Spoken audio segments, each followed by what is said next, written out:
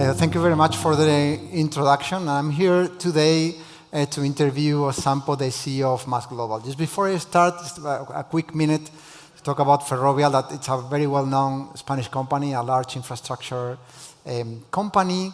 And it is fair to say that today the infrastructure hasn't really changed in the way that new mobility or new urban mobility is not yet affecting infrastructure, but it will, no? And it will affect the physical infrastructure as well as tech infrastructure. And that's why a company like Ferrovial is interested in this type of businesses, new businesses, because eventually everything will change and we want to be there when that happens, no?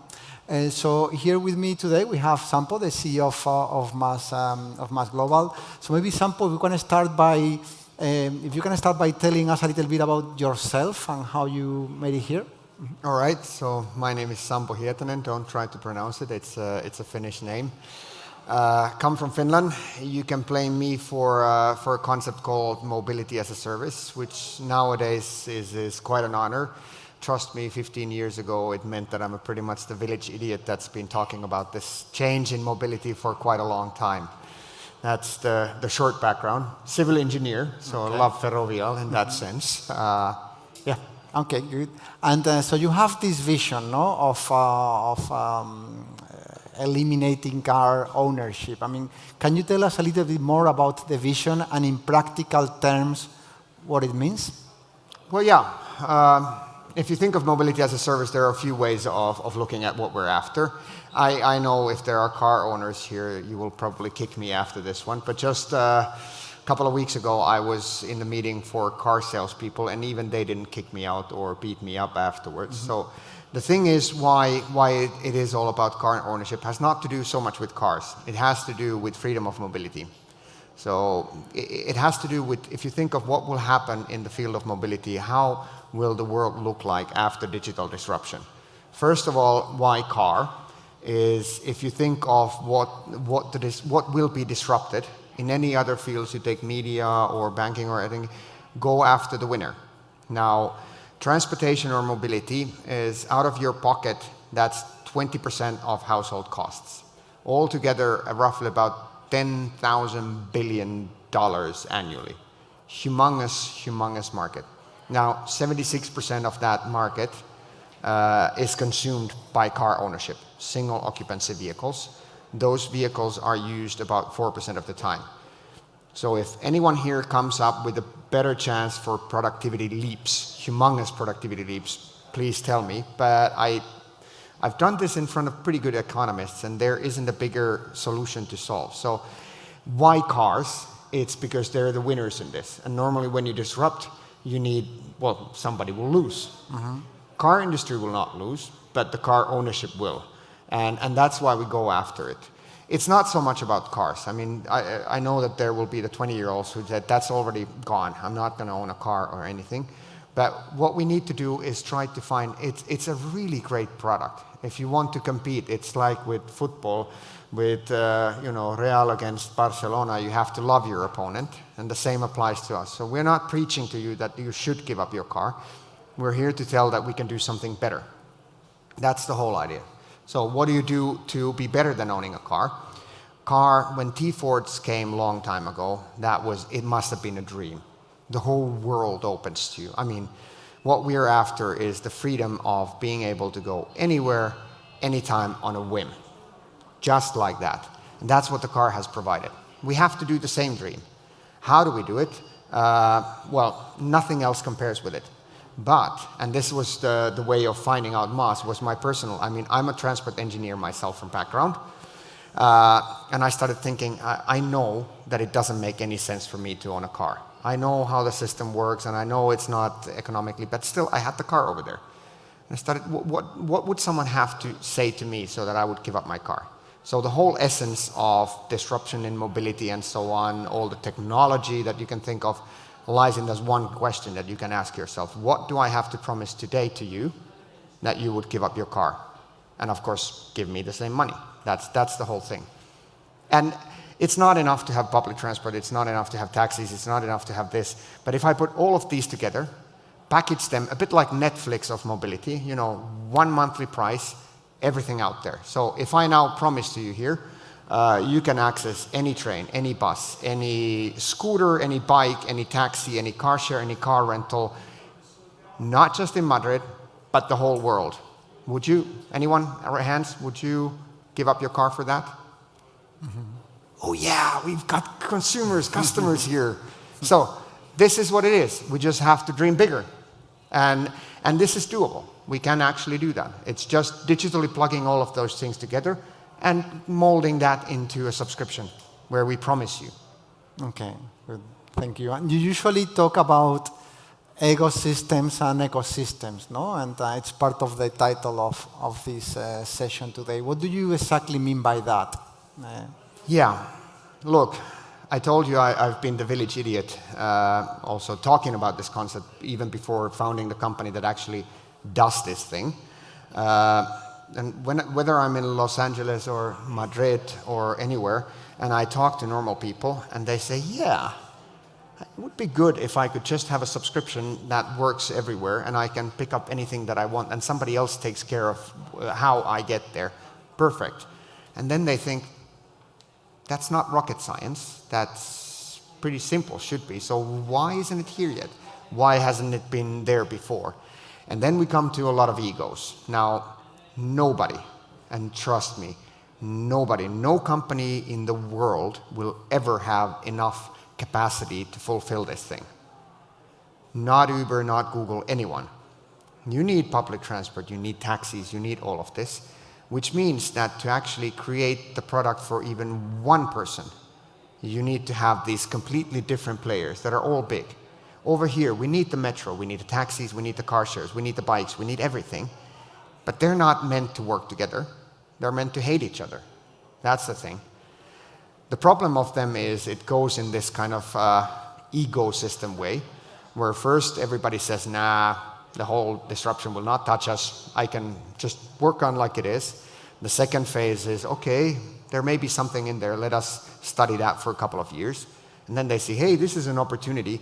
Let me alone do it. So the local players think that, okay, I will dominate alone. The global players will think that I will dominate alone. But then nobody has it. Nobody has that. So the only way of getting this done is that we get these market rules straight. A big problem is that all of the big business leaders, they've read too many books about platform economy of the past. So forget about all the rules of platform economy. This is an API economy. And if you think who will dominate this ecosystem, no one. The consumer will dominate it. Secondly, who will dominate it are, and now I lose my credibility here, the ones that make the market rules, which are the cities and governments.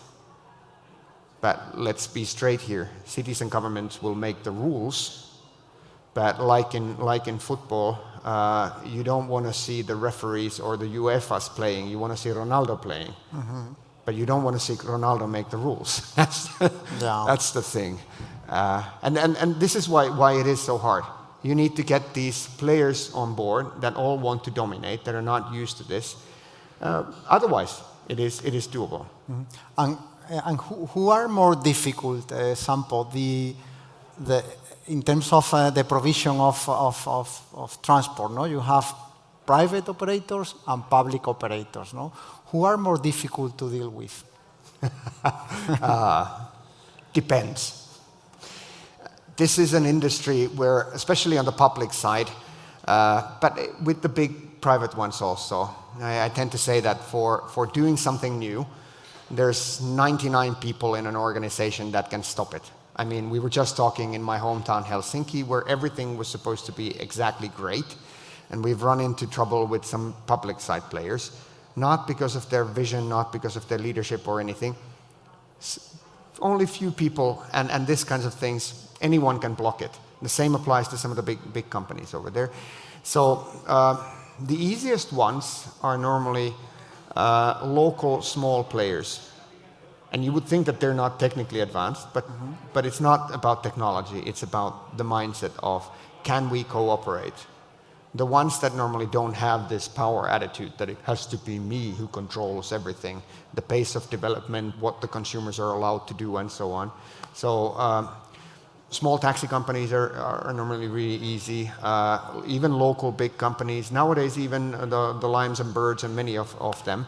The hardest ones are local public monopolies that want to be on top of everything, and there's some justified reasons for that as well. I understand some of the fears.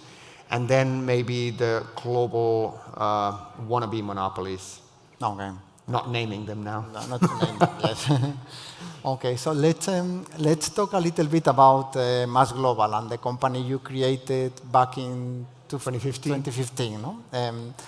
Can you tell us how the journey has been since then?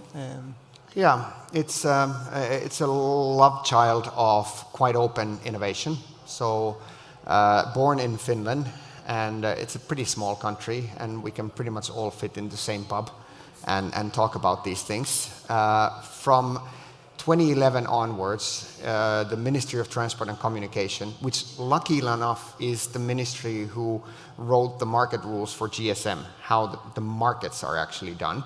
So they picked up really easy. So this mobility as a service and how the ecosystem works on a competitive ground has been at the center of their transport policy. But it came 2014 and then on to 2015. People started saying this mobility as a service had in the industry become big. And since I've been known to be the father or whoever on it, people started asking, so are you going to do it? And we actually launched an open question. So who wants to make a business plan for this kind of company, the world's first mobility operator? And strangely enough, 24 companies, including even Uber, Siemens, Ericsson came on board, and we created a joint, really open business plan. And it seemed that, okay, it's doable. And after that, we found players like Transdev, that is quite a big one, who said that, okay, Sampo, if we're not going to continue as a project, let's make this into a company. It's been quite a ride, and if someone would have said 2015 that we will find investors like Ferrovial, Toyota Financial Services, Mitsubishi, British Petroleum, Transdev, and many, many other interesting names on it, I would have been surprised. So that's kind of the start. We're now, after COVID, relaunching in quite a number of geographies and proving that it is doable in the minds of people. We can be comparable with car ownership.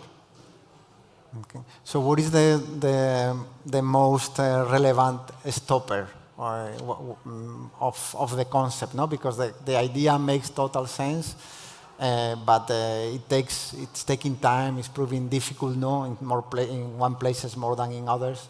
In your view, what is the stopper? It's maybe a bit of an old phrase, but it's true. It's a lack of collaboration or finding within yourself to try it out. Let's face it, I understand. For many industry players, they provide the means of transportation, and they're big. You know, if you're Renfe, you're Uber, you're this and this and this, you're used to taking your silo all the way to the end user. And here comes this startup who kind of wants to be molding that and making you just a part of it, which is really hard mentally for many of those players to start cooperating. Is this a threat? Do we have to worry about this? I mean, we were 4 people in the really early days, and we were talking to really big heads of one European OEM who said that they're so scared of us that they're not going to participate in the platform. And I had to put it on mute and start laughing. We were 3 people there. But it's the fear and not understanding the whole, not having joint market rules that people all feel that, okay, let's play with these rules. Okay, so how many employees do you have right now? About 80 at the moment, now with the Spanish side coming in. So we did merge with Ferrovial company Wondo, which is a good thing. So a lot of the development happens here, and hopefully we can sell all of you. So we will be taking names afterwards, so who will be who will be our customers then. Okay. And so if you take the history of the company from 3-4 people to 80 now, you are in several countries. I mean, what what is next? What do you want to achieve in the next year or so? Well, you have to eat the elephant. I mean, there's a good chance that we can be the biggest company on earth. There's no denying that the market is big enough, and of course this is our aim, to give you that global roaming freedom of mobility and be one of the most relevant ones in that market. But you have to take it step by step. So the next step for us is we want to prove to the world that, hey, we can do these sales in a few other geographies where we started from. We want to prove that the unit economics of how do you actually make money out of sustainability. We won't have time to go through the whole business logic, but I can explain that later, of this and how to do it. And after that, we can start really scaling.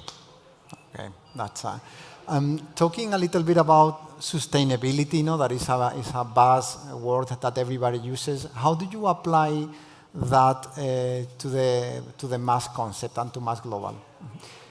I can really actually say that the reason why I started the company was not just to become filthy rich. I have 4 kids, and I promised them, I've done startups before, and I already promised that I'm not going to do it. But when I realized how big of an opportunity to really leave a mark with this one we have, is something what made me start. This is the only thing in mobility, only concept where we can actually draw good money out of sustainable choices, and I'll explain you why. Now, you promised that you will give up your car, and you will give me the same money. In Europe, that's 616 euros per month on average. So you just gave me 616 euros, and that's what I have to live with. What I have to give you is all your trips per month. You will do 3.7 trips per day, I know that, and I know the average kilometers, and you will not do any more. So I know how many kilometers I have to produce, which means that if I want to be profitable, the cost of production needs to go lower. This means that every trip that I calculated in my books that you will be doing with car or taxi or anything that is expensive, and I do it lower, I will make profits. This means every car trip that I convert into biking, walking, using public transportation means a hefty profit for me every single time you do it, which means that, and it's actually quite a lot. So I can even reward you a lot every time you walk, you bike, you do all of this. And the model really works. I'll tell you an example. If I calculated that you will be doing 24% of your trips with car and 21% with taxi, and if I drop them to 19 and 17, I just earned 93 euros a month more profits. And this is what I love about the whole thing, is we have to find concepts where the need for humans is served. So we cannot take away from your freedom. That has to be there. It has to work also as a business, which is what we have, but it definitely also has to work for sustainability and societal goals. And this is what I love about the whole concept. Okay. We got it figured out. Okay, good.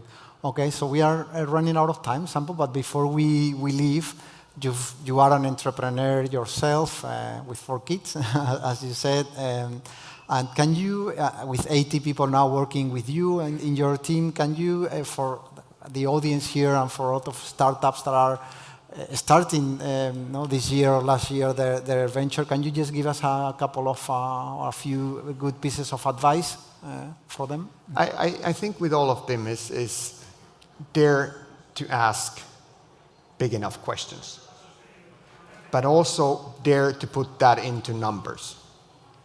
The first startup I did was within a big civil engineering company.